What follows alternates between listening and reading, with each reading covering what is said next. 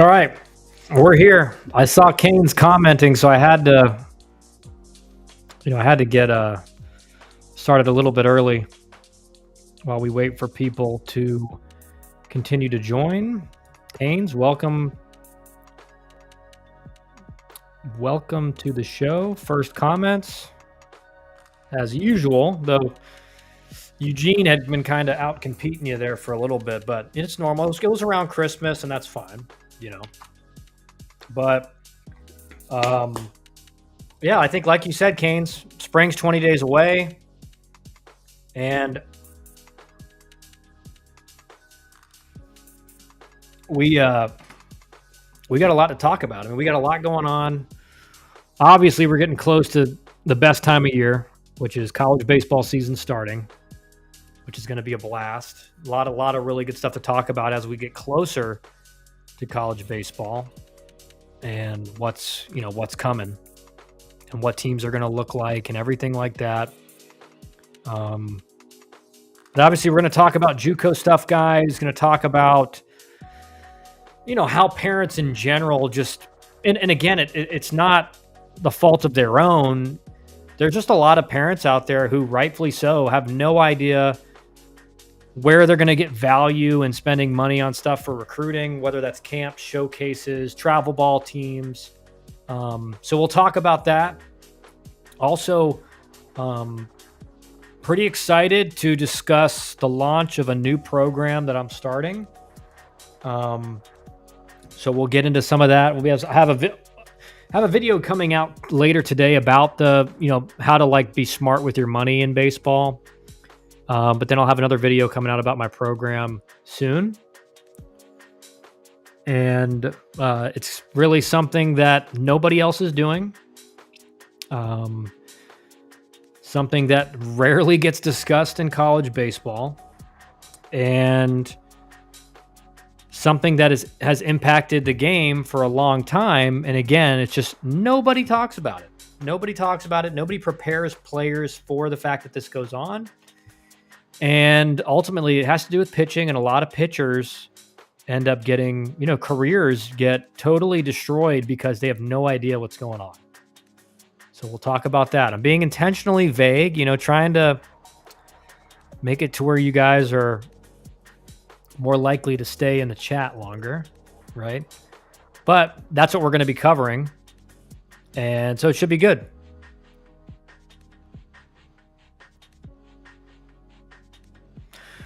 Gonna wait a few more minutes just to make sure everyone gets into the chat before we start getting into everything. Carson, welcome to the chat again, man. I saw you just hit the follow button, Carson. I hope you're subscribed on YouTube too. Does the new NCAA JUCO rule apply to all NCAA divisions or just Division I? That's a good question. From what I'm hearing, it applies to all NCAA divisions. So again, we can pull that up, and I may have the story here. I'll pull it up, and we'll read through it together just to make sure. Let me see here.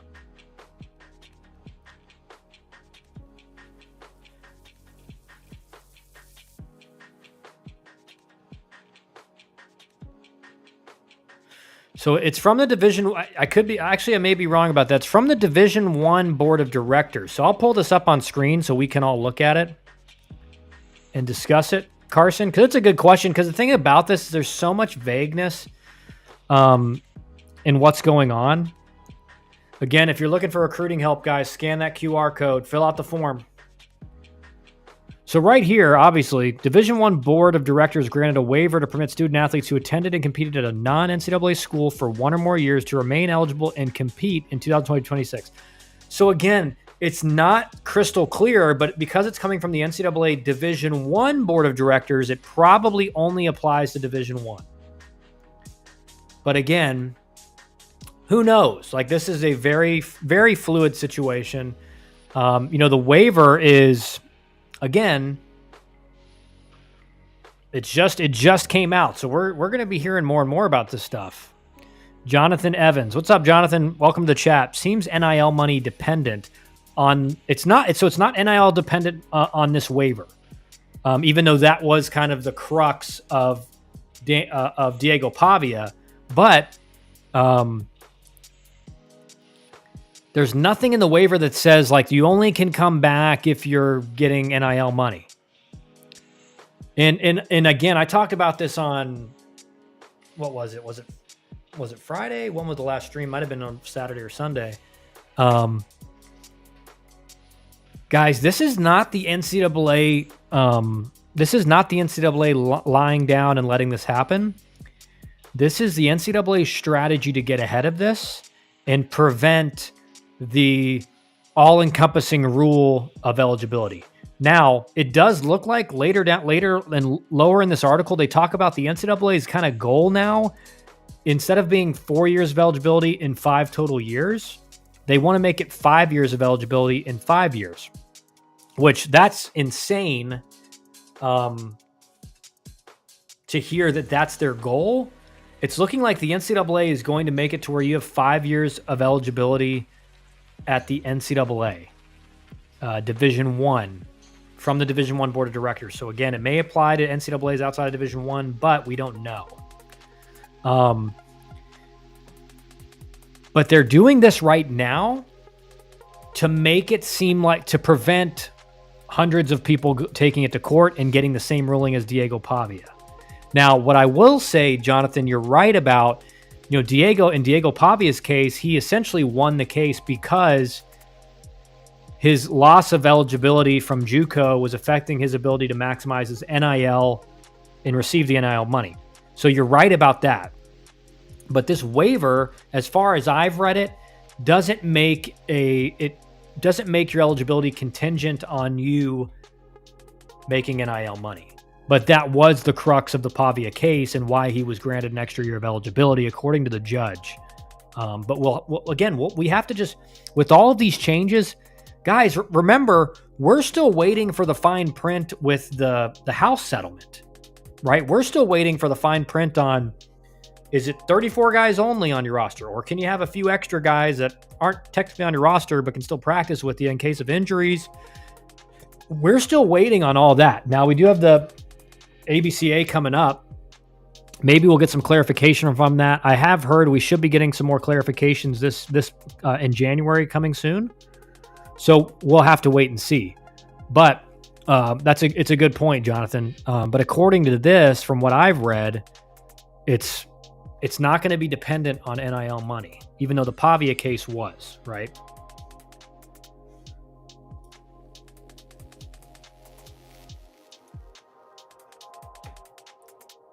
But good question. So, all right, we're going to get into it soon. So this is another kind of important thing to read here, guys. I'll bring this up, which is another impact on the scholarship stuff. That we've known this for a while since the settlement came out, but it's something important to talk about still. So again, House settlement.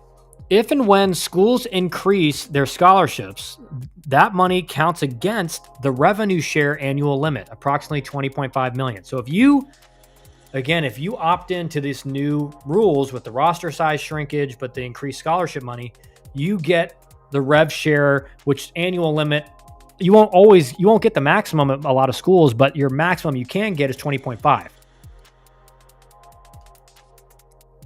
Does this apply? So and we'll read this tweet here, right? Though the House versus NCAA settlement proposal would allow it, Hokut said Tech will not add scholarships in any sport because any new spending on scholarships up to $2.5 million must be deducted from the $20.5 million revenue pool. So if you give out more scholarship money, it takes away from the revenue share that you get. For the same reason, Tech soon will discontinue education-related benefit checks known as Alston Awards, for which it was budgeted about $1.7 million a year the past 3 years.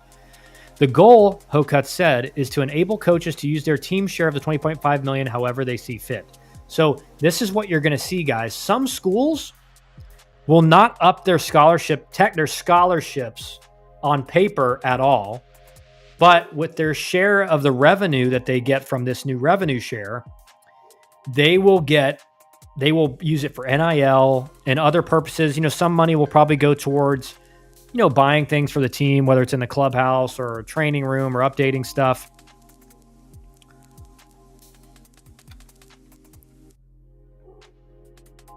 But that is going to be how they get around this, right? Because if you offer more scholarships, some schools are going to be fine, right? Some schools are going to be fine, and they're not going to care about losing a certain, up to 2.5 million from their I'm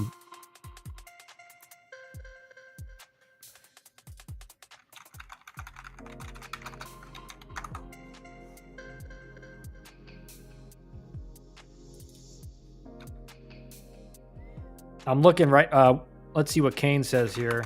Sorry, guys. I'm just typing stuff in that we can pull up here. No, Kane's, that's the AD from Texas Tech. So this is the AD from Texas Tech. And again, Texas Tech, big time sports.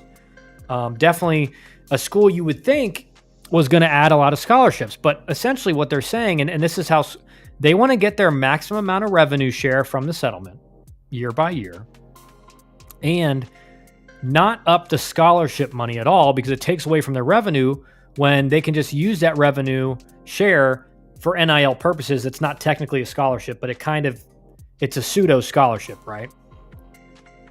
Now Rooney's question is, does this apply every year or only the year in which the schollies are first increased? Meaning, if you increase scholarships to 25 and that costs you, let's just ballpark it, from 11.7, let's just from 12 to 25, you're doubling your scholarship amount. And if you're $50,000 a scholarship, then you're going $600,000. You're losing $600,000 in revenue share. Whereas if you just used it as NIL money, your school doesn't have to put any money up, and you can use the money the NCAA gives you for technically the same thing. Wow, and they have been having big NIL issues in baseball. Last 2 years, their best players leave to the SEC. Yeah. So that's what a lot of schools are going to combat this with. And again, it's not always about NIL. Like I know, again, I mean, NIL is a big issue for like the schools that are not the big players in NIL.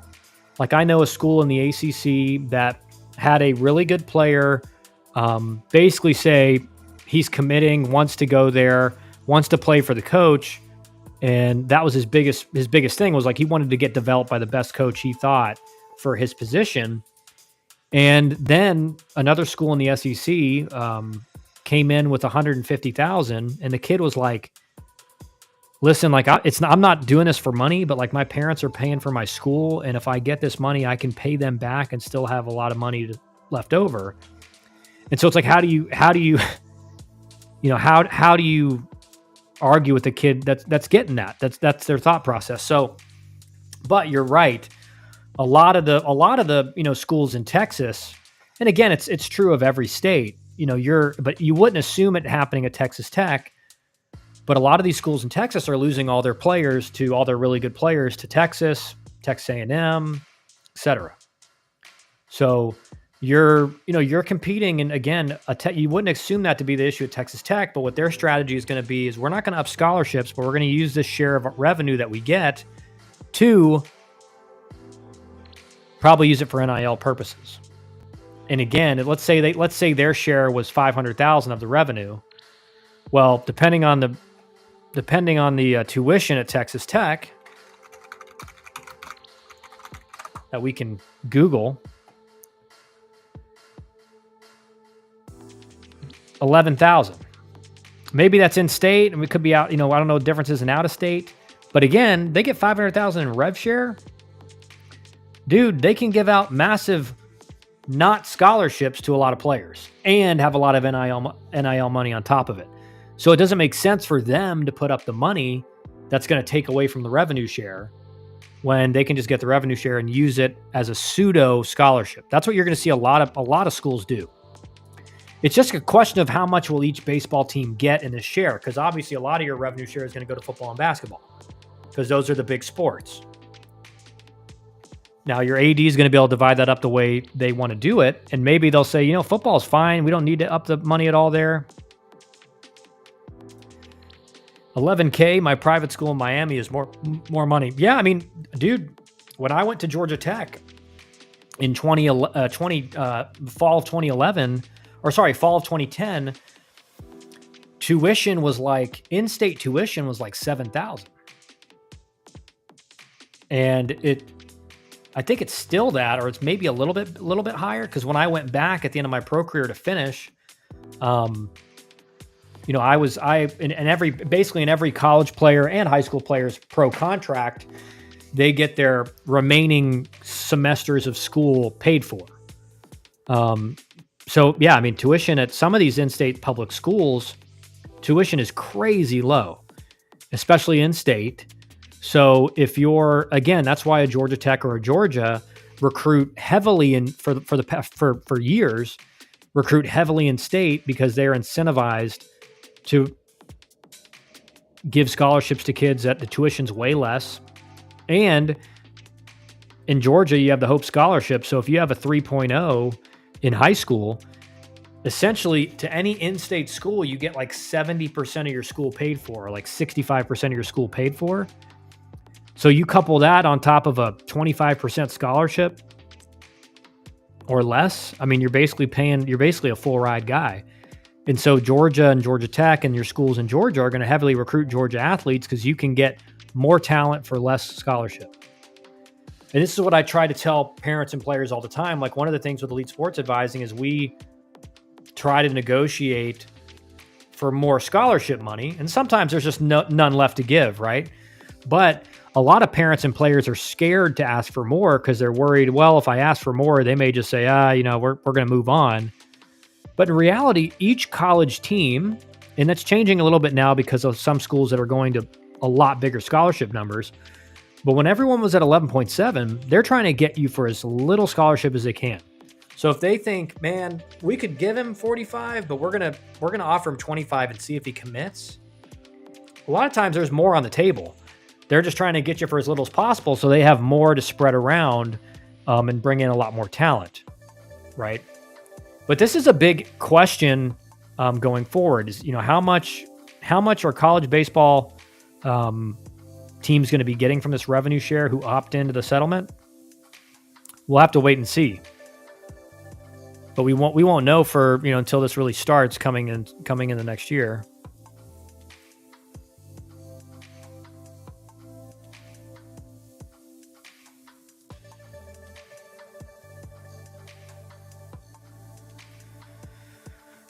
So guys, I want your opinion on this. Let me know in the chat what you think.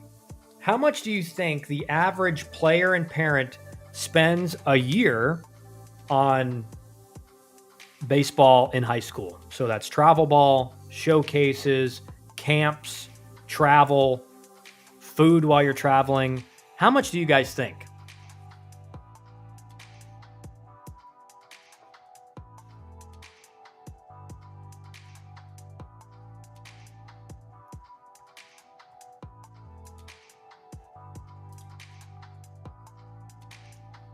And I have a general idea just from working with a lot of parents and players over the last 3 or 4 years. But it'll really surprise you. So if you're in chat and you want to take a guess, right now we got Canes with the first guess. 10 to 20,000. It's a good guess. Anyone else in the chat? Wally Pfeiffer, welcome back, man. Good to see you, Wally. 13K, good guess. Kane says, if you are traveling to East Cobb and out of state, for sure, 10 to 20,000.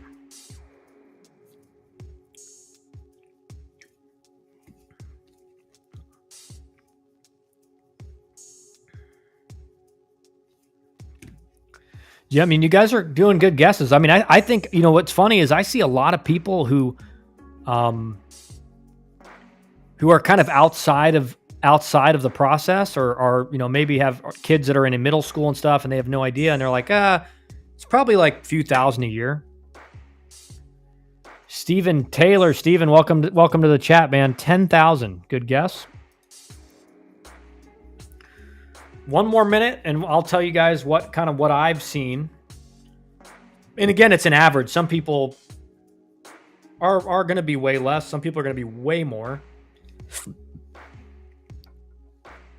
Canes showcases are 1,000 to 2,000 minimum. I got a video. So I got a video coming out about this today, right? And going to talk about it. Goes in depth. Michael Nottleman Jr. I can give you a really close one. $17K. That includes travel. Okay. Yeah. I mean, you guys really are all pretty spot on, right? It was Michael Nottleman. It was 5 to 7 before high school. Yeah. I mean, that just blows my mind, right? I mean,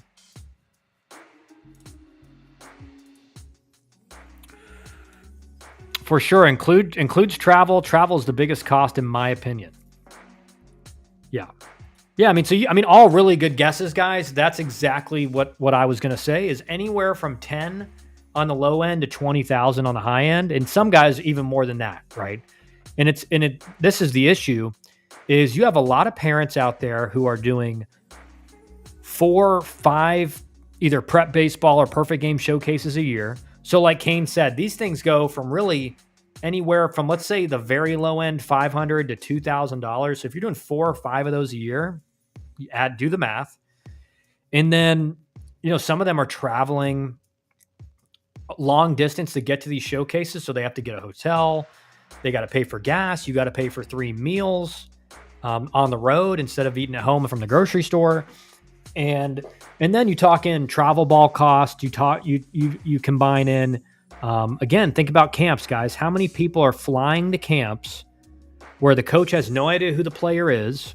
I talk to parents all the time. They're like, yeah, we went to they're on the West Coast and we went to a Tennessee camp or, a Vanderbilt camp. And then some players went to, parents on the East Coast are flying out to, we went to a camp over in Southern Cal or Stanford. I got family out there, so wanted to do it. So they're paying probably over $1,000 for the flight each. And then they're paying, $200 for a camp and a hotel, which on the West Coast is going to be $200-$300 a night, depending on how nice a hotel you stay in. And then you're paying for food out there. So it's unbelievable the amount of money people spend. And one of the things we do with Elite Sports Advising, obviously, we're a paid for service, right? We're your personal advisor throughout the recruiting process. We help you make the wisest decisions in the recruiting process. And a lot of that is helping our clients and their parents save money in the thousands of dollars, because I can't tell you, I couldn't count how many people I've said, all right, well, how many showcases have you done in the past year? And I've had people tell me 10. I've had people tell me 5 or 6. And then, all right, well, which camps have you gone to? Stuff like that. Oh, we went 600 miles to this camp or 1,000 miles over to this camp. And they've been to, literally, I see guys tweeting, oh, it's time for the fall camp circuit. And they go to 10 camps. So they're spending anywhere from $1,000 to $2,000 on the camps alone. Add in the travel, add in the food and board.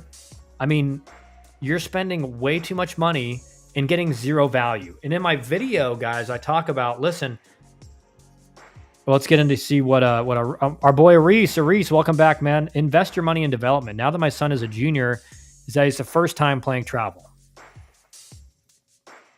I would say this, Aris, sophomore year is also really good to start getting serious in travel ball, because there will be, again, a lot of schools near the end of the second half of the summer looking at the sophomore class, because that communication period is about to start. But certainly you're right. In middle school and in freshman year, playing a crazy summer ball schedule that's costing you thousands of dollars is really not bringing you the value that you think it is. We didn't do any PG or PBR showcases, all college and some included with our Canes, no pun intended, Canes travel group. Yeah. And what I'll say is this, like each one of my clients, I say, listen, doing one prep baseball or perfect game showcase a year can bring you a lot of value because one, it gets you on those sites so that coaches may run across your profile. And you guys know this, that if you're a pitcher and let's say you did a showcase last year and you're throwing 79 to 82. And this year on your bullpens, you're 85, 87, touching an 88. That showcase this year is going to bring you a lot of value because all of a sudden your ranking's going to go way up. Your metrics are going to be on there so coaches can verify them. And that way they're going to maybe be able to run into your profile and see, okay, or maybe they see in a game and they look up your profile and they're like, oh, okay, yeah, his velo checks out, everything like that.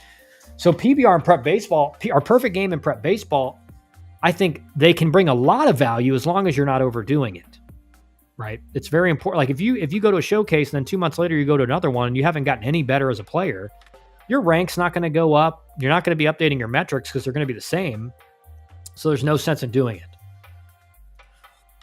Canes, fully agree, Aris Reyes. In the younger ages, it should all be about development and becoming a better player. Play rec ball with your friends and enjoy. Training will get you a lot further, in my opinion.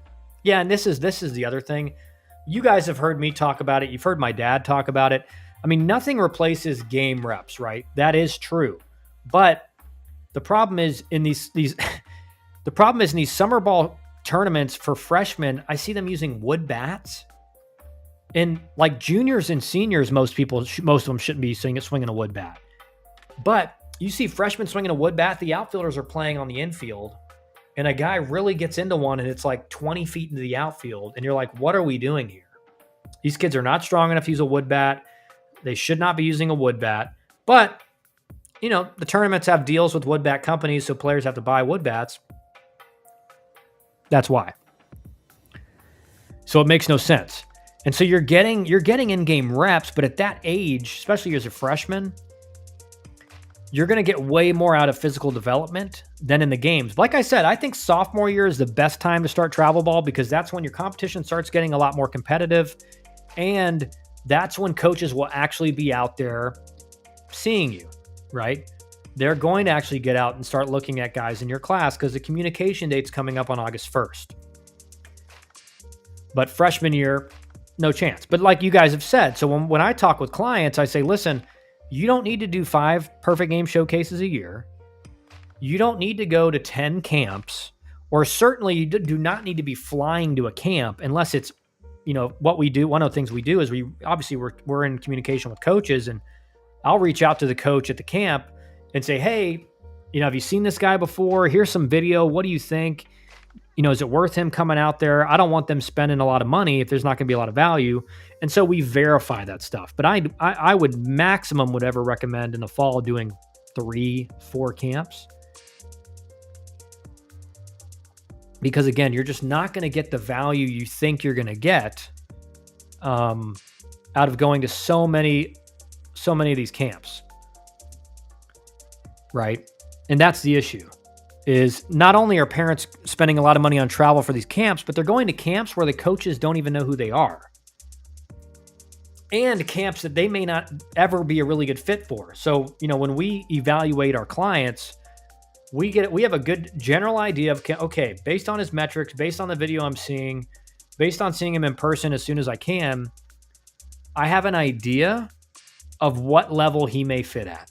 Now, obviously, that's a dynamic evaluation. So as they develop, we update that evaluation to schools that could be a fit. And we do some projection as far as, hey, when I may reach out to a school and say, hey, I don't know if he's a fit now, but this guy puts on some weight and gains some velocity. He's a guy for you. So they know who the player is. But a lot of you guys as parents and players are going to camps where there's no chance you're ever going to play there. Or that school doesn't recruit guys across the country typically unless they're a superstar, right? So you'll see a Georgia Tech or a Vanderbilt or an LSU get a kid from California or two. But they're not getting their 6th or 7th guy in their commitments from California. They're getting that kid from Georgia, so it's in-state and they can save money. Is it just me? What WWBA is? It's wood bat leagues. Makes total sense why all those MLB scouts can Can to our fall scrimmage against FAU. We had over 60 scouts from WWBA that showed up. Yeah, I mean, the WWBA, again, like I know a lot of the major league scouts were still scouting when I was getting scouted at Georgia Tech, and a lot of new ones too that I know from playing against them and stuff. And when I see them, I'll give you an example. I know one of my best relationships with a scout. I see him out at the WWBAs every year, and he tells me, he tells me this, right? Take this with a grain of salt, but he says talent every year is getting worse and worse.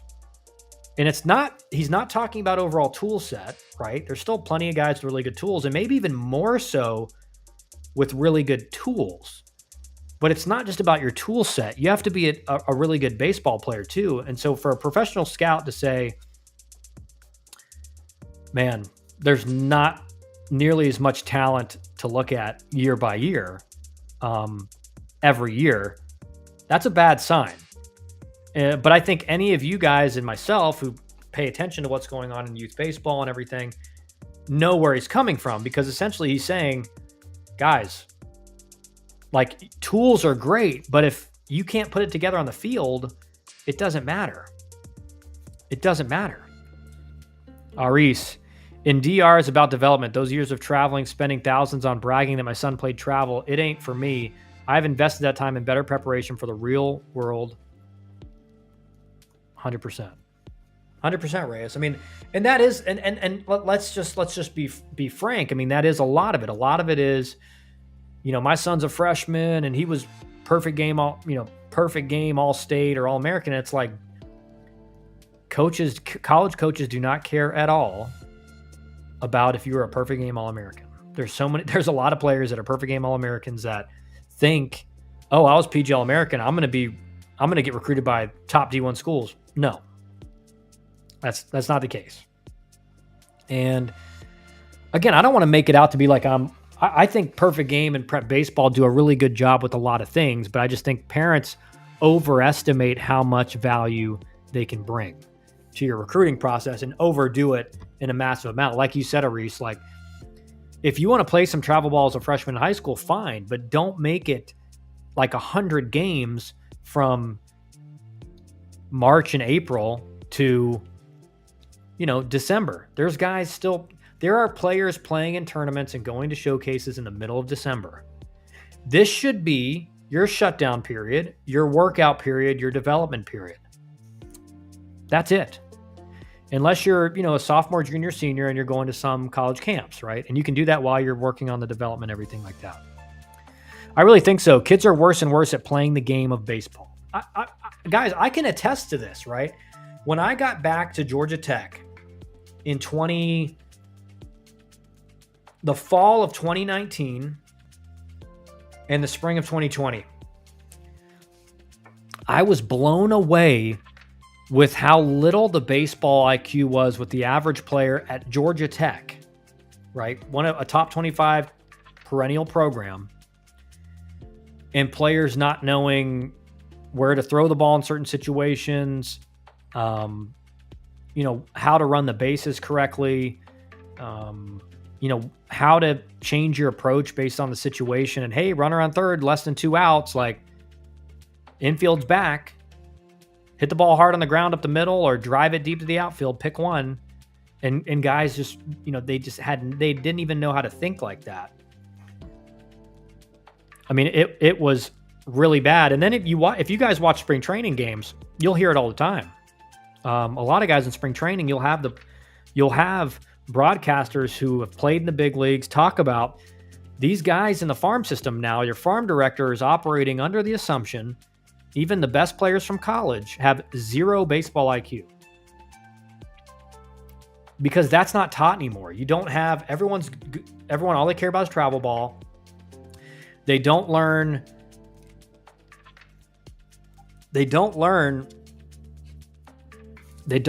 what the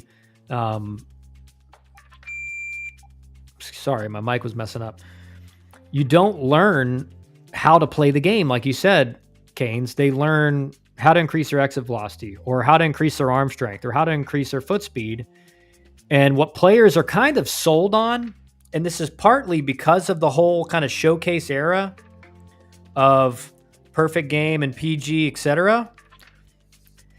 They're sold on if you have this high exit velocity or this high of a 60 time or this high of velocity, you're good. That's all that matters. I cannot tell you how many, like I see it every day on Twitter, on X, how many bullpens I see get thrown that are virtually 0 strikes. And these are guys who are influencers that are posting videos, facilities that are really well known on social media. And they are literally posting guys doing bullpens and celebrating it, and they're throwing almost 0 strikes. And again, because it's all about chasing the velocity and the spin rate, which is like, I'm not saying don't chase those. Those things are important. But if you can't throw strikes on the field, you will never play. You will never pitch. I remember facing Vanderbilt in a regional my junior year, and they had, Walker Buehler, Carson Fulmer, really a lot of really good arms that went on to pitch in the big leagues. But they were so stacked. They had guys coming out of the bullpen that had 5 or 6 innings on the year throwing mid-90s. But why weren't they throwing more? Because they had 6 innings and 8 walks? Because they had 6 innings and 5 walks and 4 hit by pitches? That was it. I think people assume they're so scared to get hit that they walk the house, when you're way more likely to get kind of benched in the bullpen, meaning you're not going to throw a lot of innings if you don't throw strikes versus you get hit. Because at least if you're not throwing strikes, the hitters have to earn it. They're not going to walk in runs. Reyes also get good conditioning, strength, hitting, catching, pitching coach, because now they're looking for two-way players. Bring more value to the team. I'm trying to change that for my son. Yeah. And this is what I would say. Listen, like some guys, there's not a lot of players out there that are true two-way guys, right? And so they're going to look for true two-way guys. I didn't have the arm strength in high school or college to be a pitcher. Now, even when I improved my arm dramatically in pro ball, I probably wasn't going to be a pitcher. But if it's something, if you work on a lot, which I didn't work on it because it wasn't in the cards for me. But, and again, if I had known, how to increase arm velocity when I was in high school, I just thought it was kind of genetic, right? Maybe I could have become a pitcher. Who knows? I've seen guys make huge jumps in velocity on a program that I use in 3 months. But again, most guys are not going to be two-way guys because this one part of their game is going to be way better. But if you are a guy that can provide value, it's way more valuable than it's ever been. That's 100% accurate. Canes. Reyes, are you coming to our prospect camp on 18th, 19th of January? We have massive pipelines in Puerto Rico and the Dominican. Talking about Miami, Canes, love it. Canes is doing some recruiting.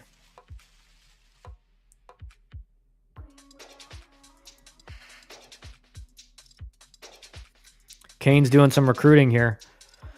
But yeah, I mean, guys, that's, when Major League Scouts are saying that, one thing every Major League Scout tells me is that they think in 10 to 15 years, it'll be very rare to see an American-born shortstop. So why is that? And it's already getting really pretty rare, right?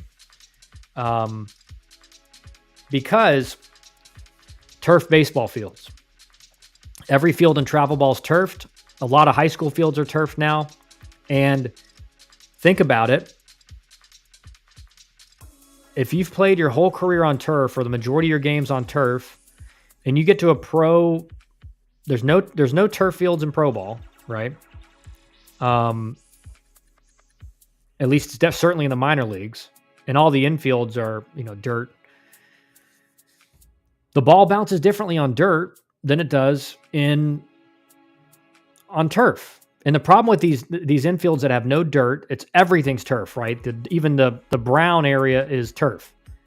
The ball skips. This is what it teaches the infielder. Ball skips, gets to you way faster. So you don't have to work on your footwork as much.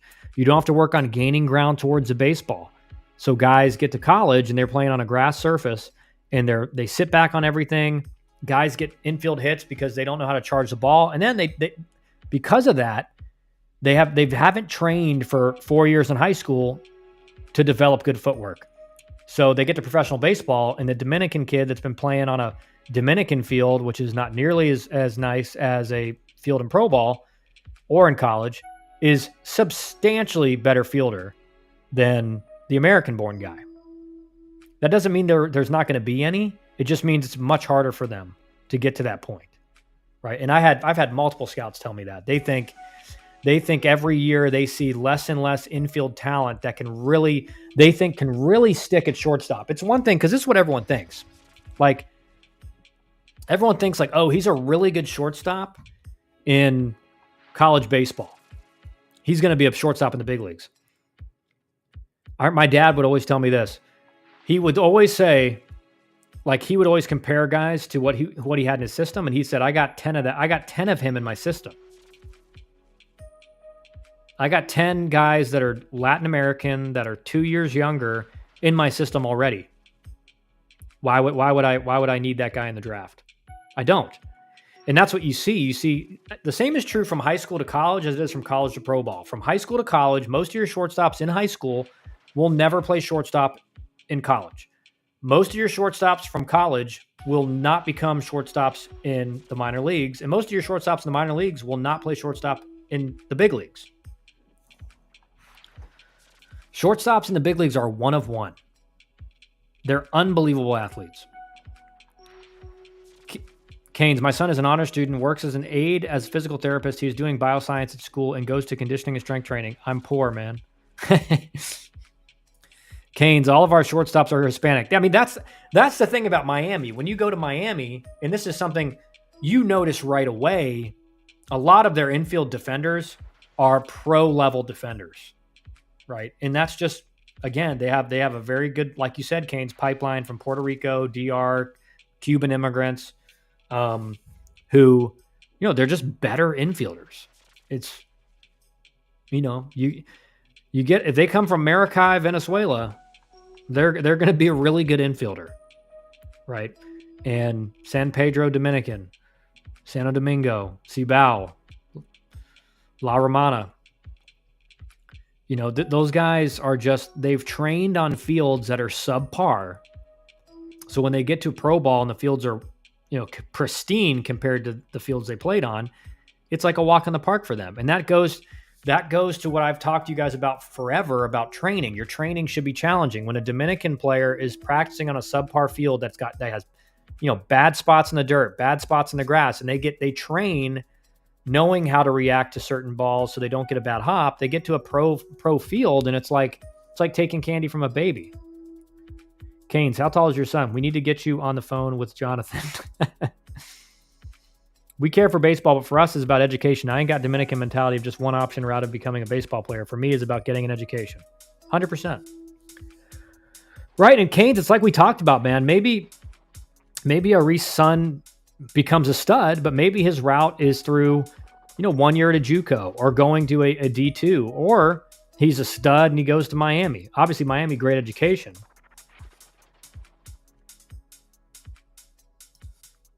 Miami is a good school, but expensive, right? It's private school, so tuition is going to be way higher. FIU is a good option. A great school, in my opinion. Yeah, I mean, the thing is, like, Florida's a lot like Georgia, right? In a sense that everyone looks at like the Power 4 schools, but your mid-majors in Florida and in Georgia and in Alabama, South Carolina, North Carolina are all, Louisiana, they're all really good. You got Florida Gulf Coast, you got UCF, you got USF, you got Jacksonville, and even more, right? And those are all really good baseball schools. And then in Georgia, you got Georgia State, Kennesaw, Mercer, Georgia Southern. I mean, 4 schools that are every year vying to get in the NCAA tournament and win their conference. Alabama, you got Troy, you got UAB, you got South Alabama. Really good programs. You got Samford. Really good programs, right? The Southeast is littered, and the West Coast is as well. And obviously, like the Northeast too. I mean, almost every region. The Midwest, you got Kent State, right? You got Wright State. You got a lot of really good programs. People in baseball think in terms of football, whereas the Power Fours are just way better than the mid-majors. Baseball's a lot more like basketball in the sense that the mid-majors are really competitive with the Power Fours. They may have a little bit less depth. They may not have quite the top-end talent, but you guys watch the midweek games every college season. How many times does Miami or Florida State or University of Florida lose to a Florida Gulf Coast or a USF or a UCF? It happens a lot because those teams are really good. My son is 6 feet, 170 pounds, plays shortstop, but as he has done track, I have convinced him to play also outfield. Yeah. That's Arias, that's the best thing is like, man, play a premium position like shortstop, center field, or second base. Not quite as premium as shortstop, but again, if you're a second baseman, you can play third and you're probably athletic enough to play the outfield. Catcher's a premium position, but there's only one spot for you, really. Unless you can really run for a catcher, and then you can make corner outfield or maybe corner infield, but you don't see that as much. Man, but if he can get really good at shortstop and then he's also playable in the outfield, he's got a lot of chance. And all those teams play the big-time teams in state, so you will get eyes on you. You also get eyes on you from the big schools you are playing, because why do you think they are playing those? Yeah, I mean, there's scouts every college game. There's going to be scouts at, right? There's different regions of Florida. There's going to be scouts covering. Scouts are going to cover those games all the time. All the time. Especially the weekend games. Schools. It's to scout you and your teammates to see if they want to get you in the portal next season. Yeah, I mean, that's 100% going on now, right? 100%. From Jonathan, lots of good schools in Florida. Looking forward to seeing where my 2029 lands. Yeah, I mean, I think the biggest thing, Jonathan, is obviously use it. I don't think it's not important for him right now to be going super hard on travel ball. It's really important for him now to be getting serious in the weight room, serious with his diet, meaning he's eating enough protein, eating enough calories per day. And that's going to be a huge separator for him for all the other players in his class, because most players are not doing that. They may be working out, but they're not eating enough calories, eating enough protein to see the muscle mass gain that they could get. So they may gain 5 pounds in a year instead of 15 or 20.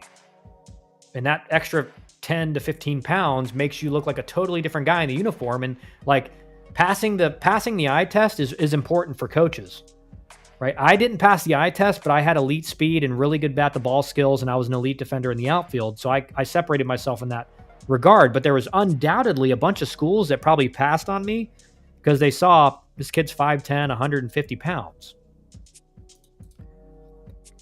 Kane's got a left-handed hitting catcher for you. 6'2", 215, 1.89 pop, 2025 grad. All right, Canes, put your word in with the staff in Miami. Bill, welcome back to the chat, man. Dan Kerrigan just spoke with a player who just returned from Japan with Team USA. Said Japanese players are passing so many American players in the game and IQ now. Yeah, I mean, here's what you'll know about the Japanese players. I always hated facing Japanese pitchers or Korean pitchers. They always had the timing mess. Like, they always had the pause with their kicks. They all throw split fingers. What you find in Japan is everything is so regimented. They're all very fundamentally sound. They train all the time. And you're right, Dan. I mean, as we're seeing more and more players from Japan come over to the big leagues, and that's only going to increase, right? At some point, I don't doubt that in 10 to 15 years, maybe even sooner, you're going to see that percentage of Asian-born players continue to rise in the major leagues. And so it's important, if you're an American-born player, that you understand the guys in Latin America are working every day to get to professional baseball. The guys in Japan and in Korea and Taiwan are working every day to get to professional baseball. Right? And Japan has a really good professional league in the Nippon League, but like the crown jewel is the major leagues, and that's what they're working towards. Canes will be tough, Bill Wallace. We have one 2025 catcher committed from one of our pipelines in Cali. I've seen him play at PG events. He doesn't impress me, but I'm just a fan. I trust my coaches. Yeah. And like I said, I mean, sometimes, coaches, and, you can't blame them. Sometimes they go see a kid 2 or 3 times and he just balls out. But then if they had gone to like 6 more games, he looks terrible, right? That happens. Bill Wallace. But Miami will add anyone if they can make us better. Our starting shortstop this year was our last signee of our 2024 class. He signed 1 week before coming to school. Exactly, Canes. And what do I say? And Bill knows this. Bill knows this because he played in professional baseball. But like coaches, it drives me insane when I hear parents talk about, well, the coach just really doesn't like him, and they're playing favorites, and he's not one of the favorites. And what that usually means is that a lot of times the player has been disrespectful to the coach in some way, and they don't like that he's kind of been treated like he's been disrespectful, but also not taking care of his work, not getting to practice early, not getting early work in, not taking care of stuff in the classroom. And so the coach is like, this guy's not really working hard, right? I tell guys all the time, I've never seen the hardest worker on a college team not find his way into the lineup. It may not be in year 1, but John Giesler, who's one of the best hitters in the ACC now, in his 5th year at Georgia Tech, this will be his 5th year this year because of COVID eligibility. He didn't play for 2 years. And even in the 3rd year, he wasn't starting. And then an injury happened. He got plugged in and he balled out. And then you couldn't take him out of the lineup. And then he started all last year, had a really good year. Missed about a month with injury, which kind of hurt his numbers a bit. But he still hit like 290 with 10-plus home runs, really high on base percentage, really high slugging percentage. So he was a fixture in the middle of the order. He will be again this year. I think all staffs would want a catcher like that, Bill. Yeah, and it's like, Bill, it's like we've talked about. I mean, it's all about performance now, right? I know you guys have talked about junior college. He goes to a JUCO and puts up numbers, he's going to have options. That's the reality. I talked with a kid this morning who's thinking about signing on with me, and he's at a junior college right now. And, he was a referral from a guy I worked with, or another player I worked with. And I told him, I said, listen, you're at junior college. Like, I'm going to give you maximize your exposure so that coaches know who you are before the season even starts. But your performance at junior, if you hit 200 or you throw up an 80 ERA and you're walking the house, there's not much I can do for you, right? Your performance is going to be the largest impact on where you end up. As long as you perform well or good enough, we'll have options for you. I worked with a guy who was redshirted at a JUCO, or at a really good JUCO, didn't even play, played summer ball, signed on with me right as the summer was starting. He did really well in summer ball, and he ended up committing to one of the best D2s in the country out of JUCO. So, we can maximize exposure and help you land somewhere, but performance is a big deal. And if he hadn't performed in summer ball, he probably would have had to, figure something. We would have had to figure out a much lower tier school. We only got that kid because Ohio State coach left, so he was able to get out of his NLI and sign with Miami. Okay. Are you talking about the shortstop, Canes?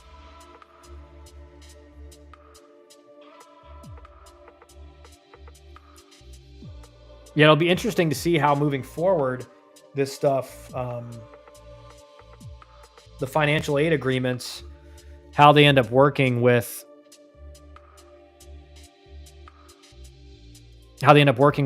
the changes and it not being an NLI now, right? And if guys are going to be able to get out of it without a coach, a coach being fired or leaving or whatever. He's a late bloomer. We're going to JUCO and see how it goes. Plan on going with Kyle for help at the next level. Love it, man. Love it. Yeah, it's just it's a question of, so he'll be graduating in 25. So he'll be graduating in 4 months. And then obviously JUCO's playing the fall, Bill.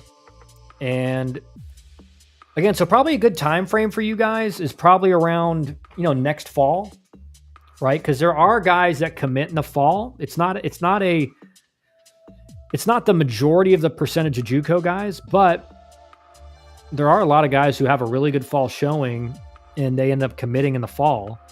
But again, you got 2 years to maximize yourself. Like, I've worked with a lot of JUCO guys who have signed on in the fall of their freshman year. And, performance was good enough, decent. They probably could have gotten to a Division I. But I said, you know what? Let's improve some stuff. let's go back to junior college and really show out.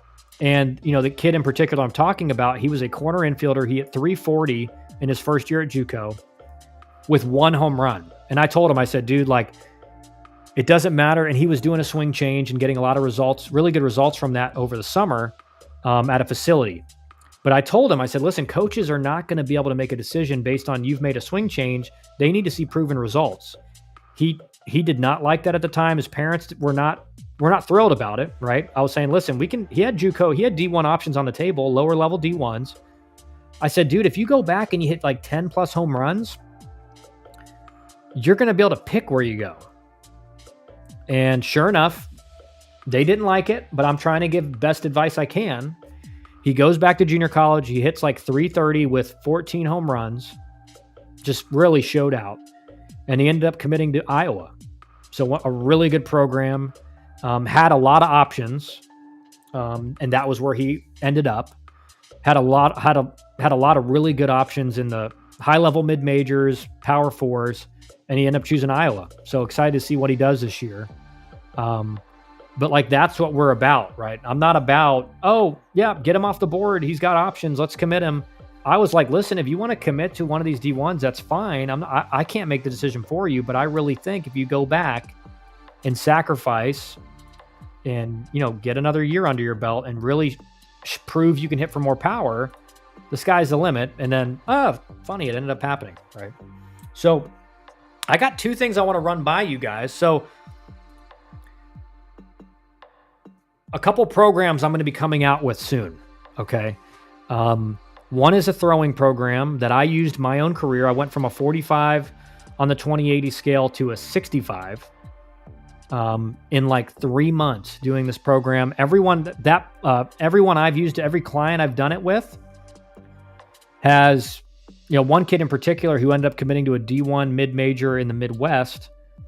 He was a third baseman and really good profile as a hitter. Defensively, he was solid. He just had a very bad arm. He was throwing at 76 across the infield as a sophomore, or actually in his junior fall. And I said, listen, if you're going to play third base Division I, you don't need to have a super nasty cannon, but we need to get that number into the 80s and probably around mid 80s, right? And he got on my program. And within 2 months, he went to a prep baseball showcase and he threw at 84 across the infield. So he gained 8 miles an hour in arm strength in 2.5, 3 months. So I'm going to be coming out and releasing that program for a very affordable price. And I'm interested how many of you guys think you'd be interested in something like that. That'll be coming out probably within the next month. And that's something that obviously you don't have to work with us as a company to get access to that program. Now you'll be able to you can pay for it and it'll be sent to you. But if you do work with myself or any of our advisors, and that's something that we think is something you need, you get that free of charge, right? And then ultimately, if you pay for that program and then you decide, hey, we want to sign on, whatever you paid for that program will be deducted from our price. And then there's one more thing. Manny, what's up, man? Welcome to the chat. Great point, Kyle. It's hard for parents to seem to understand unless they've been through the recruiting process like us. No offense to anyone. Yeah. And how could they, right? How could they know? Listen, I mean, when I got back involved in recruiting after I was done with my pro career and coaching, I thought, is this something people really need? Because the process was so simple in 2008, 2009, when I was going through it. It was basically, you're a really good player or you're a good enough player and, you go to the right tournaments, you're going to get seen and you'll get offers, right? And that was essentially my route, right? I really good junior summer and ultimately led to me getting 3 offers from Power 4 schools. But the problem is that's not the case anymore because these tournaments have quadrupled, 10x'd in size. And so now it's almost impossible for a coach to just run into you. And schools are recruiting a lot. They're still recruiting regionally, but a lot of schools are recruiting a lot further out than they typically did because now you have prep baseball, you have perfect game, you have access to seeing video of players from across the country.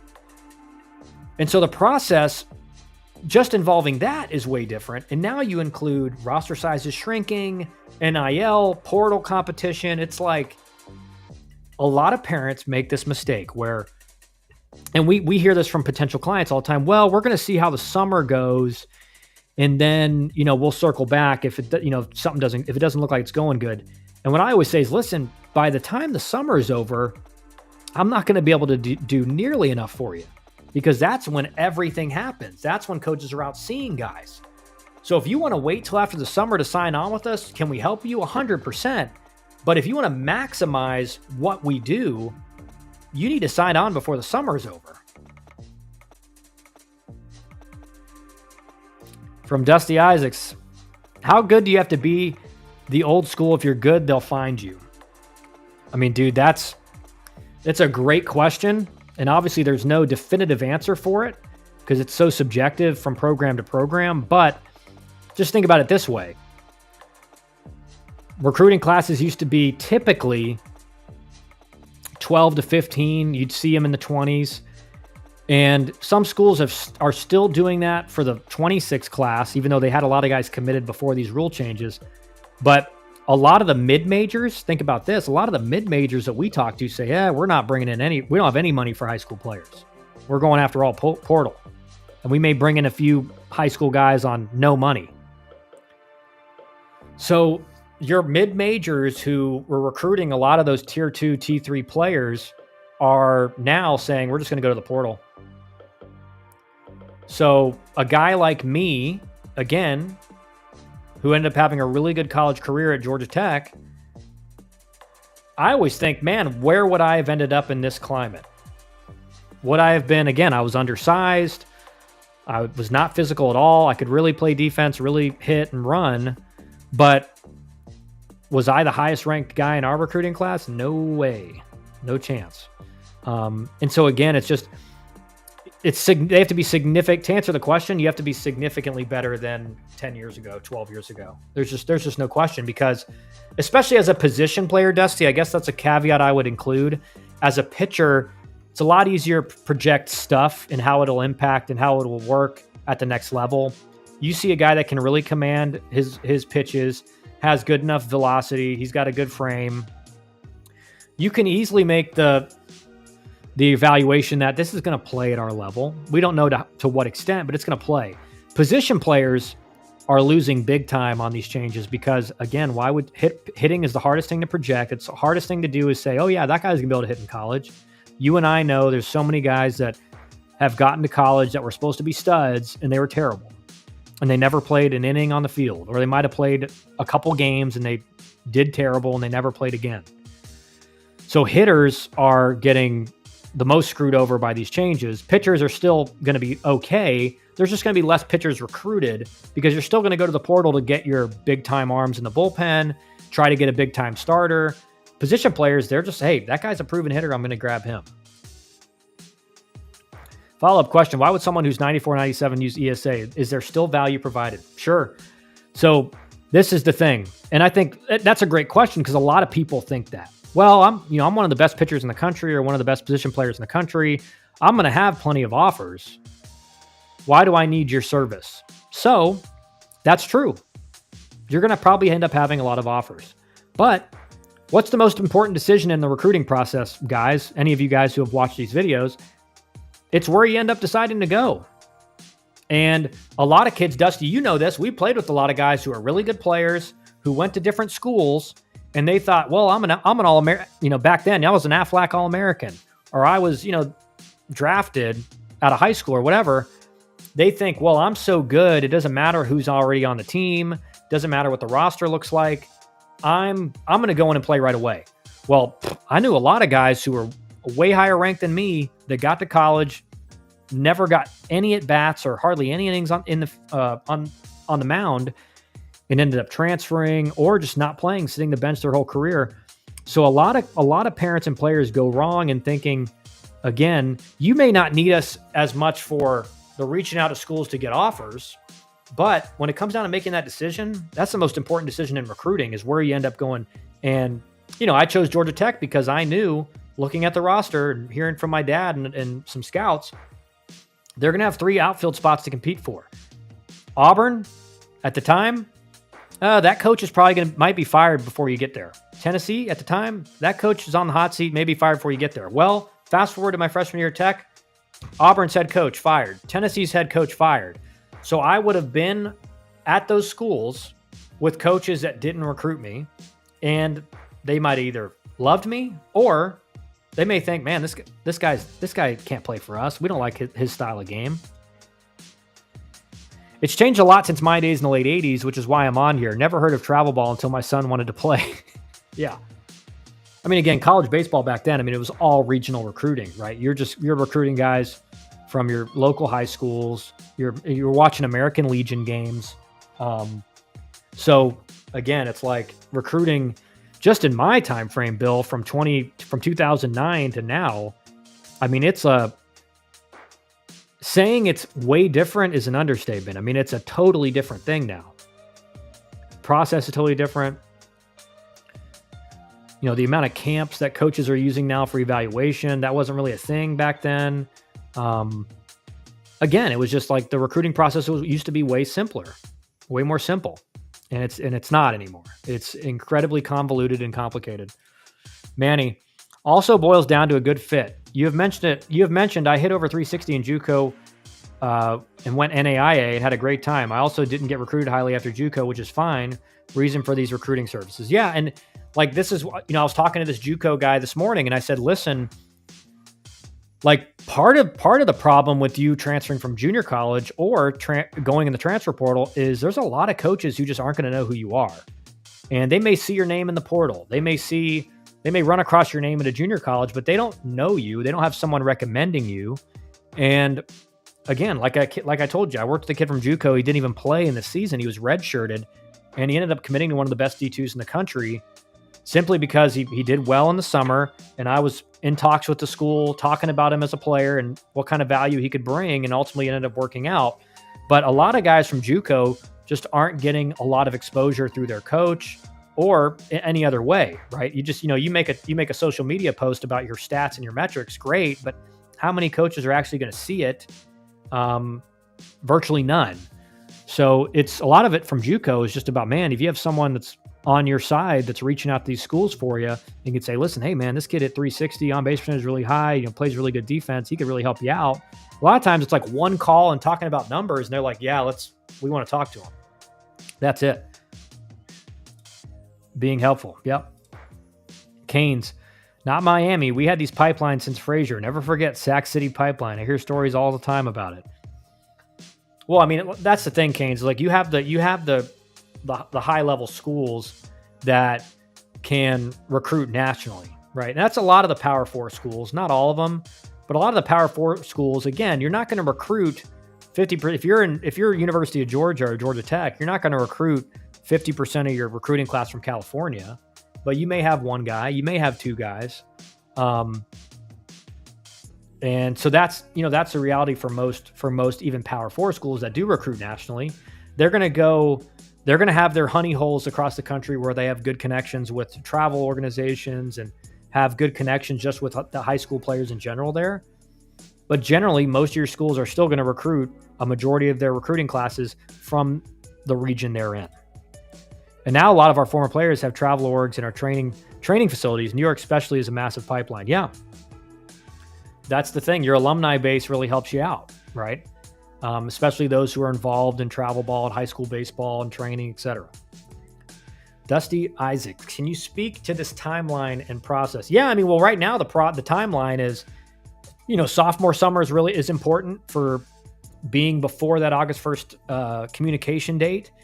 So coaches will typically start changing focus, especially at the high levels, to the sophomore class, that second half of your sophomore summer, because that communication date's coming up. So, like your PBR, your prep baseball futures games, you're going to see hundreds of coaches there because they want to see at least what prep baseball thinks are the best players from all the different states and regions. And that's when the recruiting focus starts to turn to sophomores. Now, the lower level you go in college, that's going to be slower, right? So your D2s may not be looking at sophomores that summer, but they're certainly going to be looking at them your junior summer. So it's different for every level, but the vast majority of kids who, let's say in their junior summer, are going to be uncommitted still. They're going into their junior summer, they're uncommitted. A lot of schools at every level are still going to be looking, even at the Power 4 level, are still going to be looking for juniors in their junior summer. And so the timeline really in general has slowed a lot, because before these communication date change, you had 8th graders committing, you had freshmen committing, you had sophomores committing, and you can't do that anymore. You can't have any communication until August 1st of their junior fall. So because of that, everything slowed down a lot. And what that means is that because they can't even communicate with schools until August 1st, their junior year, schools are moving a lot slower, because one, especially with position players, they know if we don't get like the top end position players we want, we lose them to other schools or whatever, we can go to the portal and get guys that can come in and fill spots. So they're just not motivated to make, again, everyone's going to be recruiting those tier 1 players, those top 100 players in the country. But as soon as you're outside of that tier, they don't have to make decisions quickly on you, because if they end up missing out on you or another player, they can go to the portal 2 weeks before school starts and get a guy who can come in and hit 315 with decent numbers. Bill, in my case, having a lot more pro scouts being around helped my recruiting. I caught the eye of a national cross-checker who ended up recommending me to USC Upstate. Don't see those scouts out there. Yeah, USC Upstate, great program too. Real offensive powerhouse. They lead the country, or tops in the country in home runs almost every year. Field's kind of a bandbox, but they recruit, like USC Upstate. Again, it's a good school to talk about. Like, they heavily recruit power hitters, because they know guys can come there and they have power. They're going to hit a lot of home runs. So their whole lineup is going to be based on the home run, versus other schools that, may not be, like a Boston College. They're recruiting guys that can really run, really play defense, and they're going to create havoc on the base paths and score runs that way. But certainly pro scouts, they're way more concentrated on, again, your seniors, and, maybe late in junior summer, they're at the WWBA, they're at the, Perfect Game National, they're at the big showcases.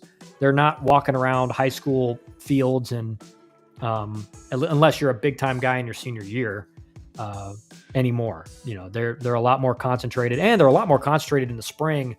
They're just watching college games. Right? Unless you're a big draft prospect, they're not going to a lot of high school games. They're going to the college games in the midweek and on the weekend, and that's where they're getting a lot of their players. Canes, now kids need to be prepping for these college prospect camps. Ours is 20 days away. I'm guessing other schools will be having them this month, but kids should go to the ones that make sense for them. 100%. January camps are always really good, because all the coaches are typically there. They're going to get a chance to see you. What a lot of people do wrong, Canes, is they don't stay in baseball shape over December. I've talked about it. You guys have seen me talk about this in my videos. They take December off. They're back home with family. They want to chill, hang out with their friends from high school. They don't want to go do work and on baseball. And so they basically spend all of December not doing anything. They're not in the weight room. They're not in the batting cage, etc. And then there's a college camp that comes up in, 2 weeks into January or 3 weeks into January. And so they're playing catch up, and they show up to these camps. They're not in baseball shape. They're not in their peak shape that they were maybe at the end of the fall. And they end up not showing out well. And then ultimately you just wasted a lot of money, because now first impressions will kill you, right? And if this is the first impression that the whole staff gets to see you, and they come away and say, man, like, he really didn't impress us, didn't look great, looked like he hadn't done much work in the winter. Red flag, right? Doesn't look like he's got a good work ethic. Came in, looks like he hadn't been doing much. Swinging and missing in BP. Again, so I agree, Kings. These camps are really good to get to, but you've got to be, again, if you're not in or close to your peak shape in baseball, meaning as a pitcher, you've been throwing bullpens, you're ready to go. As a hitter, you've been hitting BP 3 or 4 times a week. Don't go to the camp, because you're gonna have a bad showing, and that's gonna be a first impression, or at least the last impression they see of you until the summer. And then they're like, well, why would I want to see this kid? He didn't look good at our camp. Matt, welcome back to the chat, man. My kid is 10 and his coach is really trying to push us to try out for USA NTIS. Do you think this is counterproductive? Even if he makes it, I'd rather him just have fun playing baseball. Yes, massively counterproductive. He's 10 years old. He's 10 years old. Do not do it. No, like, and that's a great question, Matt, because there's so many parents that are in your exact situation that think, oh, well, like this is going to be really good for his future. It's like, no, it's not. It's not. He's 10 years old. Make him have fun. Let him have fun. Play in your rec league close by. You don't need to be playing travel ball at 10 years old. If your rec team wants to travel to like a tournament in Panama City Beach and it's like a little vacation, yeah, that's great. But do you need to be doing a travel ball circuit playing like 80 games, 60 games, 50 games in the summer and spring? No, absolutely not. So it's 100% counterproductive. Again, he's 10 years old. He doesn't need to be taking it that serious yet. And again, no one looks back. No coach is like, well, I'm 10 years old. He was playing the USA, NTIS. Like, that's pretty good. It's not giving you any benefit at all.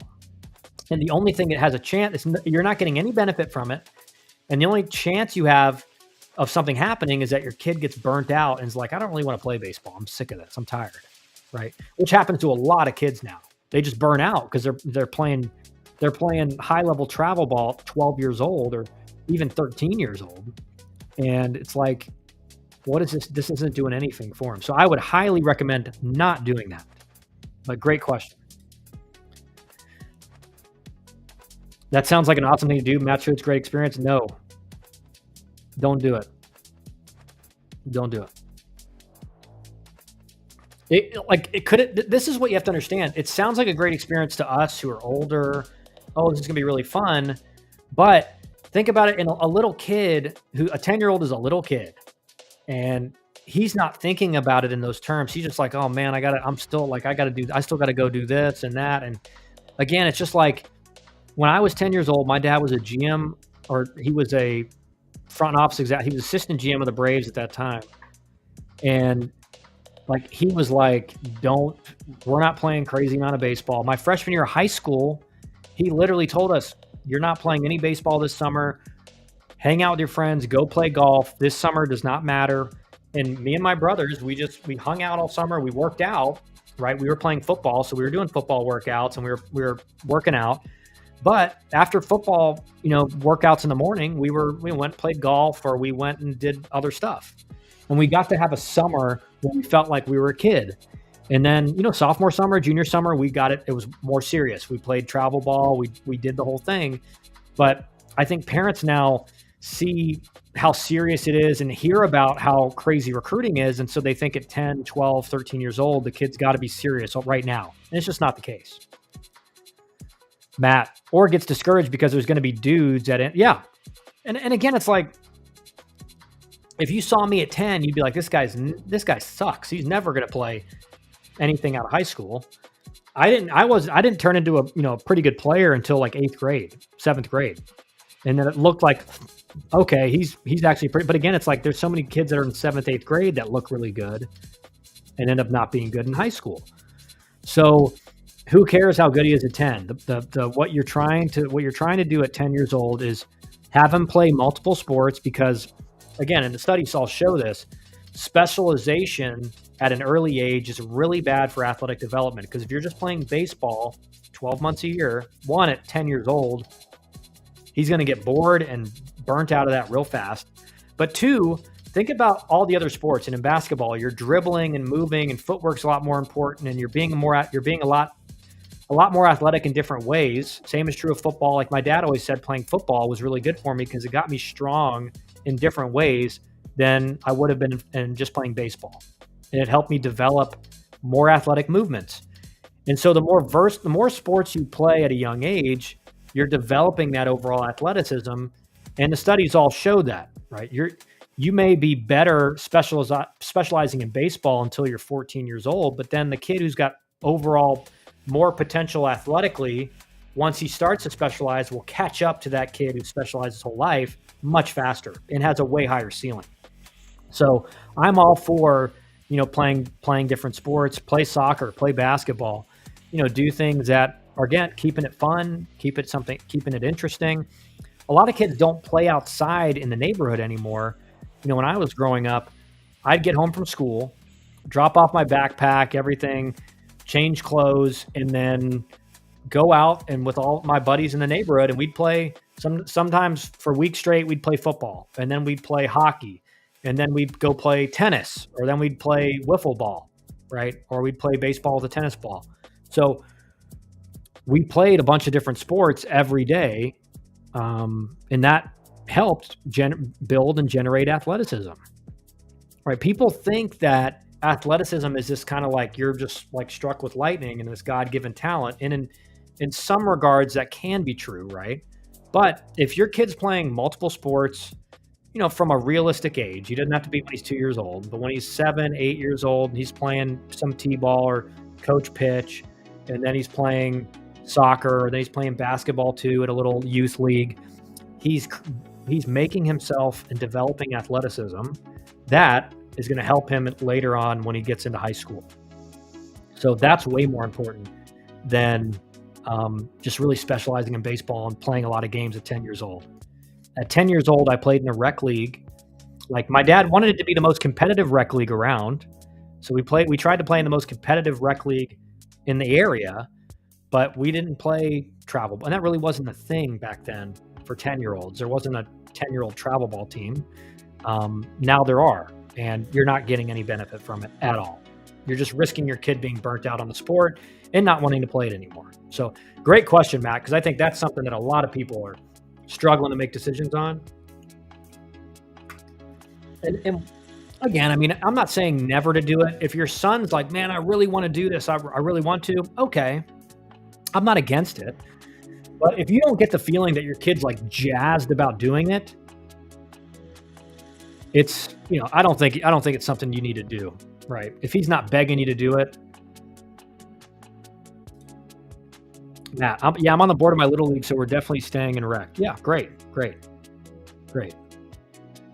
And yeah, I mean, that's the thing. And the thing about little league, it's a good community. You know, it's fundamental baseball. My dad I never played little league, but my dad always really liked like little league, the actual little league, because, you know, he always felt that, you know, at 11 and 12 years old, you got base runners getting big leads, and kids don't know how to pick off, and catchers can't throw guys out. So it's kind of like kids aren't ready to play true baseball where at that age. So in little league, you know, you gotta have your foot on the base. You can't leave until the ball crosses home plate, and it makes it more true to the actual game for the talent level that kids currently have at that age. Manny also suggests going to watch college baseball as much as you can. I used to go watch Fresno State as much as possible and see what my position player was doing. 100%, dude. Great point, Manny. A lot of parents have never seen a college baseball game and have no idea what a college player in a starting lineup looks like, right?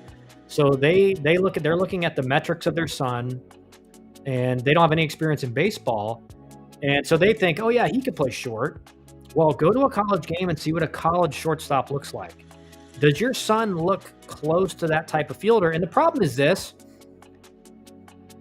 some parents just don't have, and most parents just don't have the eye to be able to objectively look at, okay, what does he do better than my son? How close is my son to that? And they just they don't have the eye for it. So they go, oh yeah, but my son's just as good as that guy. In reality, he's not even close, right? So I always say this, like, you kind of do need someone in your corner who's got relevant experience at a high level, whether that's coaching in college baseball, playing in college, playing professionally. And even then, like, there's guys that have played college baseball that don't have a great idea. You know, they don't have a lot of experience. They kind of sat the bench. They weren't a great player. That doesn't mean they don't know anything, but there are some guys who were really good players that aren't great guys at giving advice. Bill, there's travel T-ball in my area. Crazy. Oh my gosh, Bill. Bill, don't say that. Don't even put that in the chat, Bill. I don't want to know that. Travel T-ball? My God, I wonder what the fees are for that. Can you imagine travel T-ball tournaments? Oh my gosh. It's like herding cats at those games. I can't imagine why you're traveling to do that. I coach travel ball, and I agree with Kyle on not playing too much. Great. Thanks, Manny. I appreciate that. That's awesome coming from a guy in the travel ball industry. And again, like it's trade-offs, right? Like travel ball coaches do so much for the development of players, the really good travel. I mean, I think of my travel ball coach. I mean, he had one of the greatest impact, Dave Stevenson, who works with Team Elite now, and has a facility down in Northgate High School down in south of Atlanta. I mean, he was my travel ball coach basically almost my entire high school career, and he had a massive impact. He coached in college, played in college, and I think maybe played professionally. I can't remember, but he had a massive impact on my career. I mean, and again, so travel ball coaches are kind of the heart and soul of the industry. But it's like anything, Manny, right? There's really good ones that really help guys' careers, and then there's really bad ones too. And, it's just important to know, like, listen, all I'm saying is like, hey, be serious your sophomore summer. Play a lot of travel ball your sophomore summer. Play a lot your junior summer. Play a lot your senior summer to prepare for going into college. But in 7th grade, you need to be playing 80, 100 games a year. I say it like this. I tell parents, I'm like, listen, there's kids out there in travel ball that are playing almost as many games as I did in a professional season. Right? So it's like, what? They don't need to do that. They're not professional yet. Bill Wallace, laugh aloud. Sorry about that. Yeah, Bill, I'm gonna have nightmares about that now. I can't wait. My 3-year-old, we're thinking about starting him in T-ball soon, maybe when he's 4. I'm not sure, but I can't imagine having a coach say, "Hey, Kyle, like, have a travel T-ball team. It's one of the best, highest ranked teams in Georgia. We want to get your son on the team." What? No thanks. Never doing that. That's insane. That's insane, Bill. That's just put me in a bad mood. So thanks for that, Bill. Appreciate that.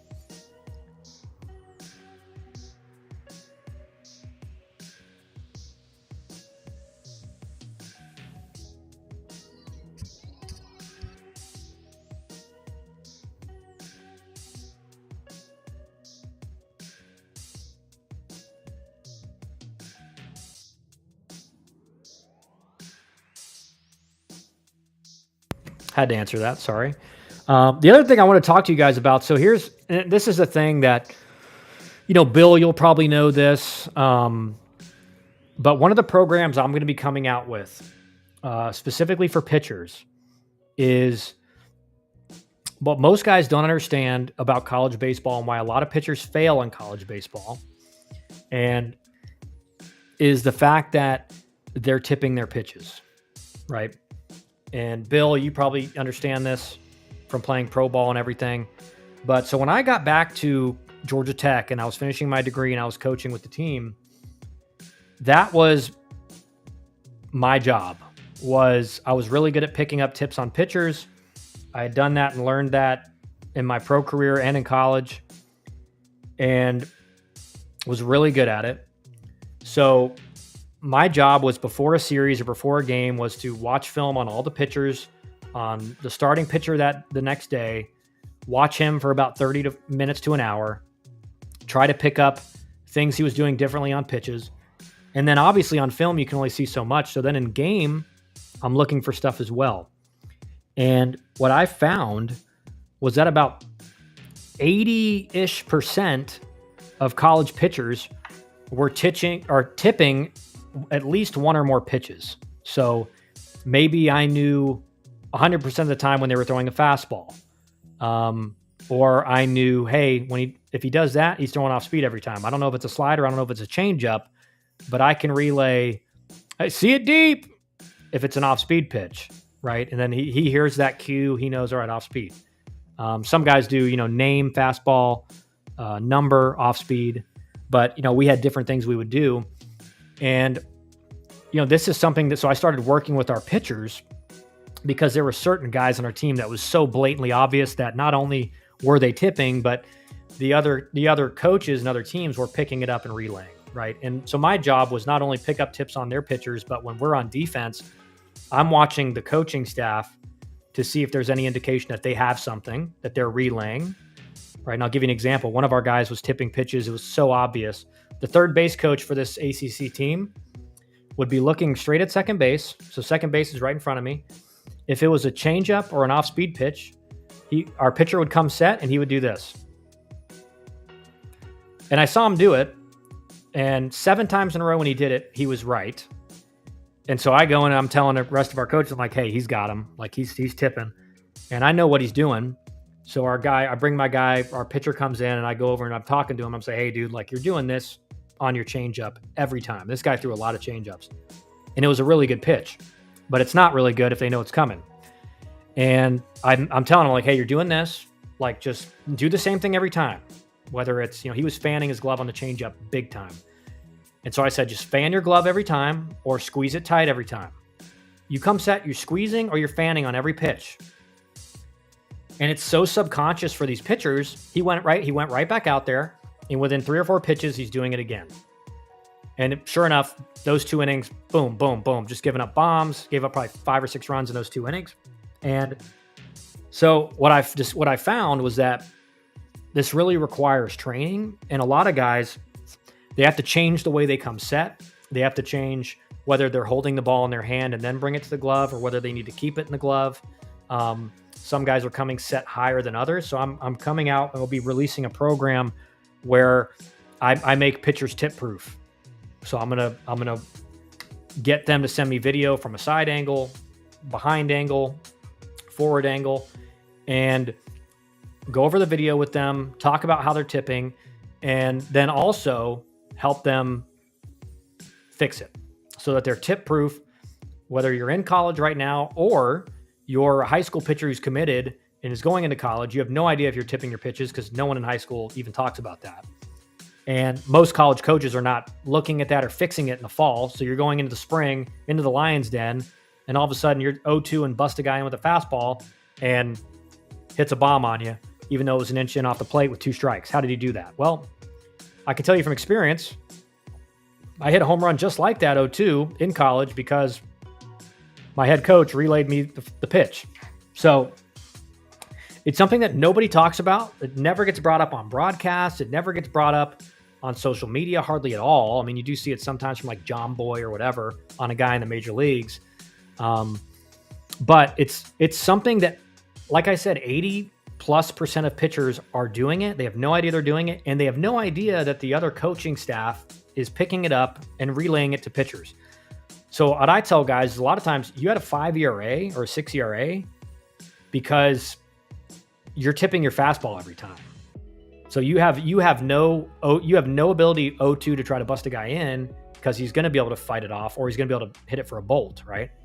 So what do you guys think about a program like that where if you have a son who's a pitcher and he's committed or he's in college right now and you have, a program that you pay a fee for, where I either travel to you or meet with you on a Zoom and talk about, after looking at the video, how you're tipping, what you need to do to fix it, and then ultimately make you as tip proof as possible and give you strategies going forward to work on it so you don't do it anymore. So you're not a guy that can get picked in games in college and hurt your success. Because I've seen guys, that guy in particular at Georgia Tech, he had good enough stuff to be one of the best pitchers in the ACC, and he was constantly throwing to 5-6 ERAs because he tipped his whole career and didn't know it, right? We need to get back to being the best at stealing signs again. Last year, they knew our pitches. Yeah, well, you can't steal signs anymore, right? Because everything's getting relayed in through the headset. So, and they have bracelets that show them the pitch. So you can't steal signs anymore. Generally speaking, there are maybe there's some teams that aren't doing that, but in the high levels, they all have the wristbands and the headset. You can steal. A lot of times, catchers will tip pitches. So how they set their feet before a pitch a lot of times is different for a fastball versus an off-speed pitch. But it's a lot harder to steal signs. I mean, I was really good at stealing signs in pro ball.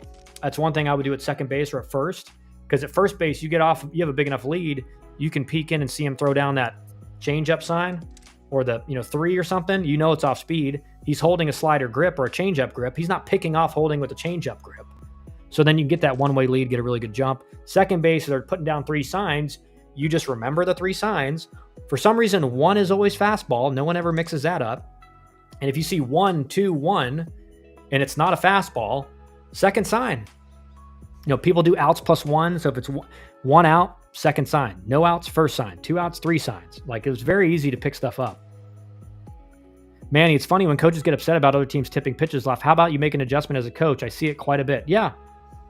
I mean, again, it's like in high school, it's so obvious. If you're a travel ball coach and you want to do that, again, it's like it's travel ball. So it's like, is winning like that important? I guess it is. But in college, I mean, your job depends on you winning. So you're going to do it as much as you can. But the kids from high school and the guys in college, I mean, it's like taking candy from a baby. The amount of ways they tip. I'll give you guys a great example. So Emerson Hancock, who was like one of the first top picks from University of Georgia in 2020, we're facing him. And me and Dan Jaffe, who's now an assistant coach at Arizona State, are watching video. And we discover that he tipped the most obvious. You had to get him in the stretch, which was tough. But in the stretch with his feet, he came set twice on fastball. And on off speed, it was 1, 2, 3. Every time. Every time. So we didn't have to relay. You just watched his feet. He picked that foot up twice, fastball. Picked it up 3 times, off speed. Problem was you had to get him to stretch. Right? So we actually ended up losing that game because we couldn't get him in the stretch for the first 3 or 4 innings. And then we had one big situation, and our guy at the plate with bases loaded and 2 outs, 3-2 count. He comes set 3 times. It's off speed. He told us he forgot and blacked out, and because the situation was too big for him, I guess. And he didn't get he swung at a slider in the dirt, which would have tied the game. 100%. Seeing same stuff in other aspects of the game too. Tough watching game, and kids either don't compete or just don't understand the game. That's right. That's it. I'm going to tell JD to hire you, Kyle. Hey, I'm all for it. I'm actually going to my hope is that, I start working with guys individually who are, committed, because this is something like if you're a freshman in high school, you don't need this, but if you're committed to a school and you're getting ready you want to get prepared as possible to go in there and have a great career and have a good freshman year, especially for that spring season, because the coaches really a lot of coaches aren't, some coaches do, but a lot of coaches are not looking at their guys to pick the stuff up and fix it. My goal is to work with guys in college currently or committed who are going to be in college soon, and then ultimately turn it into, hey, go to different programs and try to make their guys as tip proof as possible. So, hey, Canes, talk to Chris for me and JD. Smitty, Athlete Sports Advisor, what is the best mindset on the mound? Should a player be stone cold, no emotions, or wear his emotions on his sleeve? Here's the thing. Smitty, what I would say is 90% of the time it's stone cold, no emotion, act like you've done it before. So one of the best pitchers I ever faced in my career, Danny Hultzen, he was the number 2 overall pick in the 2011 draft. He was out of this world, has the strikeouts record at Virginia. I think he's high up in the NCAA record, might even have the NCAA record. I think he struck out over 400 guys in his career in 3 years. And I mean, he was 93, 96 from over here lefty, wipeout slider, just nasty changeup, just bowling ball 2-seam. And he would strike out the side, turn, walk off the mound, walk in, right? And this is what I tell guys. As a hitter, psychologically, when you see a guy that's that elite and he strikes out the side and he's like, yeah, no big deal, you're like, subconsciously and kind of consciously, you're like, this guy's nasty. Like this guy, he's not. When you see a guy do that same thing and he comes off the mound going, yeah, let's go in the first inning, you're just like, screw this guy. He's not getting me out next at bat. You're giving the opposing team more ammunition to already want to win the game. Now they're like, I hate this guy. I hope we beat his brains in. And a lot of times what I'll find, Smitty, is a guy, it's not even striking out the side. I'll see guys in the first inning go 1, 2, 3 and strike out the last guy, and they're coming off fist bumping and screaming. And then in the third inning, they're out before completing the third inning, right? And my thing is this. If you're in the 6th inning as the starter and you're in a jam and you get out of it and you want to pump your fist and scream, be my guest. You got out of a big situation. You've gone 6 innings. You did your job for your team. Fine. You're a reliever that comes in and gets your team out of a jam. You want to celebrate? Great. You close out the game as the closer, celebrate? Great. But make the emotion that you show match how big the situation is. Because like I said, if you go 1, 2, 3 in the first as a starter and strike out one guy, and you're screaming and yelling coming off the field, and then in the second or third inning, you get knocked out, you just look like an idiot. And that's in my mind, when I see a pitcher do that, who's a starting pitcher, I'm thinking, dude, you got like 5 innings to go. Like, what are you celebrating? And when I was playing, culture was different, right? When I was playing, if I wasn't a pitcher, but let's say I was a pitcher and I pimped a strikeout in the first inning, the seniors and juniors on the team would have been like, dude, what are you doing? We got 8 innings to go. We haven't won the game yet. Why are you celebrating? You struck out one guy. You did your job. You did your job, right? And this is what I try to tell guys. You don't see when Navy SEALs go in and extract a hostage and they take out all the enemies and it's precise. It's in and out. They're not like pimping it as they're walking out, right? They wait until they're back to their base or whatever. And they're like, hey, good job. Nice. We did it or whatever. But what you see in baseball is like a starting pitcher in the first inning is acting like he just achieved something amazing when he just got out of the first inning. So I'm more on the side of be stone cold, act like you've done it before. When you strike out the side, turn, walk off the mound like it's no big deal. Like that's what you expected, and that's what they're in for the next 5 innings. When you do that, players are like, they don't have anything to give them more motivation. They're like, holy cow, that guy just struck out the side and he's cold. But when you're doing the celebrating and, slamming your fist and all this stuff, I've been in the dugout playing when guys have done that. And I'm like, this guy's not getting me out again. Let's get this guy out of the game. And then we'll talk trash to him when he's in the third inning, he's walking to the dugout. Say, hey, see ya, mate. See ya. No one does that. No one does that to a guy who's acts like he's been there before. Good question, Smitty. Scott, sorry, Kyle, I'm late. Can you give a 60-second version of the JUCO update? Sure. Right now, the eligibility that's granted only applies to if you played at a JUCO and your eligibility ends this spring. So if your eligibility ends this spring, right now, and you played a year or two at JUCO, you have one more year of eligibility. But if it doesn't end this spring, your eligibility is not up this spring, doesn't apply to you right now. Manny, you can celebrate as a pitcher, just don't get upset if a player hits a home run off of you. Yeah, I mean, that's true as well, Manny. My point is that when you're doing that unnecessary celebrating, you're giving the opposing team more ammo and motivation to just go out there and beat you, right? Both teams want to win. You're already motivated to win. But when now the pitcher's acting like that, now you're like, I can't wait to knock this guy out of the game. And then when he leaves, we can say, see ya, mate. See ya. Hey, have fun. Hey, get your arm care in. Get your arm care in. Lot of game left. Thanks for the lead. And I saw that happen so many times in the last couple of years where guys do that. And then again, they don't even make it to the 4th inning. And I'm just like, you are celebrating and you haven't done your job. Your job as a starting pitcher is to go minimum 5 innings, probably 6, best case 7 or 8, maybe complete game.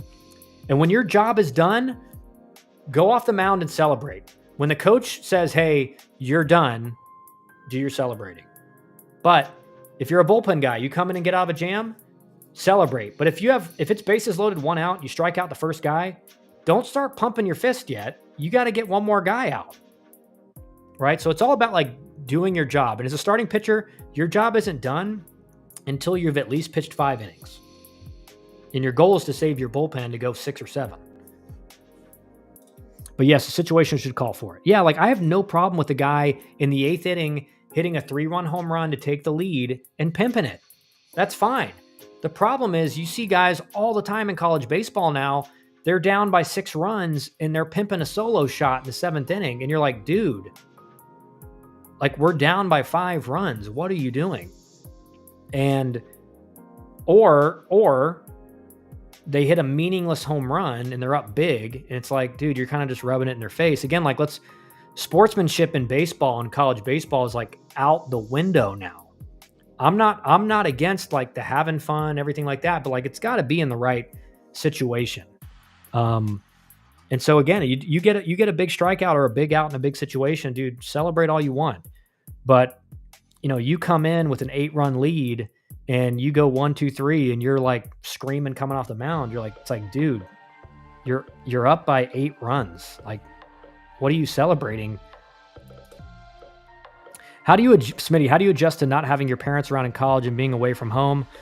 I think you gotta get in tight with the guys in your recruiting class and on your team that are dedicated to working hard and getting in the starting lineup and trying to get to pro baseball. I never had an issue. Again, everyone's different, but I never really had an issue with like being homesick or anything like that. Make sure you have some hobbies to pass, when you're not doing homework, if it's, playing some video games or something. Make sure you have some hobbies that you can look forward to doing once you get your work done. Like I said, just you're going to be in dorms as a freshman, you typically surrounded by all the guys in your recruiting class and other players in the team. So you should have people to hang out with all the time. It's just about making the effort to identify the players that are there for baseball and not to just have fun all the time. Because the guys that go there just to have fun all the time and party all the time, they don't make it. They don't have successful careers. Again, I'm not saying not to have fun and not to go to a party every once in a while, like everybody does. And that's good for you to kind of blow off steam and everything like that. But you can't get caught up in that stuff. You get caught up in that, your career is going to tank. But the quicker you make really good friends with guys in your team, you're going to feel like you're kind of home away from home, if that makes sense. Right. So good question. But yeah, guys, we're going to end it here in a second. Again, if you're looking for help in the recruiting process, scan that QR code. We'll talk with you, just talk about what we can do. Be on the lookout for that throwing program coming out. The tip-free program about how to make pitchers tip-free, so where you can't be abused because a team is picking up your pitches before your pitch. Again, I think people it's not even talked about, right? And it goes on in every single college baseball game. It goes on in every single game. So be on the lookout for those things. Let me know, like comment, guys. Let me know what you think of that stuff, what you think. And then we'll be back again tomorrow with another stream. So appreciate you guys. Canes. Yep. Thank you, Canes. Thanks for all of you guys' questions and being in the stream and